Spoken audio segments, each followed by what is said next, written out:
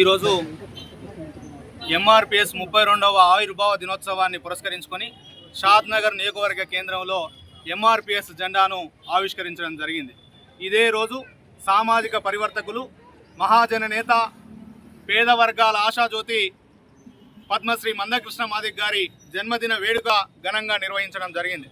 ఈ సందర్భంగా తెలంగాణ రాష్ట్ర ప్రజలకు, యావత్ భారతదేశంలో ఉన్న ప్రజలందరికీ ఎంఆర్పిఎస్ ఆవిర్భావ దినోత్సవ శుభాకాంక్షలు మేము తెలియజేస్తున్నాం. సుదీర్ఘ కాలం పాటు 30 సంవత్సరాలుగా ప్రజల హృదయాల్లో నేటికి సజీవంగా జీవించి ఉన్న ఏకైక ఉద్యమంగా, సామాజిక ఉద్యమంగా మందకృష్ణ నడిపిస్తున్న ఎంఆర్పిఎస్ ఉద్యమం చరిత్రకెక్కిందనే విషయాన్ని కూడా మేము గుర్తు చేస్తున్నాం. ఈ భారతదేశంలో స్వతంత్ర ఉద్యమాన్ని చూసినాం. భారతదేశంలో అంబేద్కర్ నడిపిన ఆత్మగౌరవ పోరాటాన్ని చూసినాం. భారతదేశంలో మహాత్మా గాంధీ గారు నడిపిన స్వతంత్ర పోరాటం తర్వాత శాంతియుత మార్గంలో ప్రజాస్వామిక స్ఫూర్తితో లక్ష్యాన్ని సాధించి, ఏ లక్ష్యం అయితే పెట్టుకున్నామో ఆ వర్గీకరణను సాధించుకొని నేటికి లక్షల మందిని కదిలిస్తున్న ఏకైక ఉద్యమంగా మందకృష్ణ నడిపిస్తున్న ఎంఆర్పిఎస్ ఉద్యమం నిలబడ్డది. ఆ ఎంఆర్పిఎస్ నాయకత్వంలో, ఆ జెండా కింద నాయకులుగా, ఈ సమాజాన్ని సంస్కరించే ఒక కార్యకర్తలుగా, ఉద్యమకారులుగా కలిసి శ్రమించిన ప్రతి ఒక్కరికి మేము హృదయపూర్వకమైన ధన్యవాదాలు తెలియజేస్తున్నాం. ఈ 3 దశాబ్దాల ఉద్యమ ప్రయాణంలో అనేక రకాల ఇబ్బందులు, అనేక రకాల అవమానాలు, అనేక రకాల అడ్డంకులన్నింటినీ అధిగమిస్తూ లక్ష్య సాధన కోసం మందకృష్ణ ఈ ఉద్యమాన్ని నడిపిండు.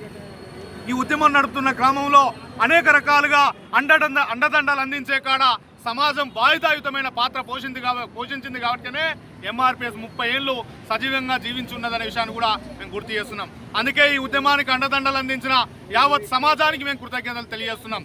అంతేకాదు, ఈ లక్ష్య సాధన పోరాటంలో 15 మందికి పైగా అమరవీరులు తమ ప్రాణాలను తృణప్రాయంగా వదిలిపెట్టినరు. ఆ అమరవీరుల త్యాగాలను స్మరిస్తూ వారికి నివాళులు అర్పించుకుంటున్నాం. అదేవిధంగా ఈ ఉద్యమానికి సామాజిక ఉద్యమం అని, పేద వర్గాల కోసం, ప్రజల కోసం పోరాటం చేసే సంఘమని భావించి ఎంఆర్పిఎస్ తీసుకున్న ఉద్యమ కార్యాచరణకు అనేక రకాలుగా సహాయ సహకారాలు అందించిన అన్ని వర్గాల ప్రజలు ఉన్నారు. వాహనాలు ఏర్పాటు చేసిన వాళ్ళు ఉన్నారు. ఉద్యమ కార్యక్రమాలకు సహాయాలు చేసిన వాళ్ళు ఉన్నారు. ఉద్యమ అవసరాల రీత్యా మందకృష్ణ కార్యక్రమాలను విజయవంతం చేయడం కోసం తోడ్పాటును అందించిన వాళ్ళు ఉన్నారు. ఆ తోడ్పాటును అందించిన ప్రతి ఒక్కరిని, చేసిన ప్రతి సాయాన్ని మేము గుర్తు చేసుకుంటూ ప్రతి ఒక్కరికి మేము హృదయపూర్వకమైన ధన్యవాదాలు మేము తెలియజేస్తున్నాం. ఈ తెలంగాణ రాష్ట్రమే కాదు, భారతదేశ వ్యాప్తంగా ఎవరికి ఆపద వచ్చినా, ఎవరికి అన్యాయం జరిగినా, ఎక్కడ ఇబ్బంది జరిగినా వాళ్ళందరి పక్షాన నిలబడి కొట్లాడే ఏకైక గొంతుక మందకృష్ణ మాదిగ గారు అనే విషయాన్ని కూడా మేము గుర్తు చేస్తున్నాం. కాబట్టి ఆ బాధ్యతతోటే, సామాజిక స్పృహతోటే ఈ సమాజంలో ఉన్న అన్ని వర్గాల పక్షాన మేము నిలబడి కొట్లాడతామనే విషయాన్ని కూడా మీ అందరికీ గుర్తు చేస్తున్నాం. మందకృష్ణ మాదిగ లాంటి నాయకుడు ఈ భారతదేశంలో పుట్టడం, ఇది మన వర్గాలు తెలంగాణలో ఉండడం మన వర్గాలకు గర్వకారణం అనే విషయాన్ని కూడా మీ అందరికీ గుర్తు చేస్తున్నా.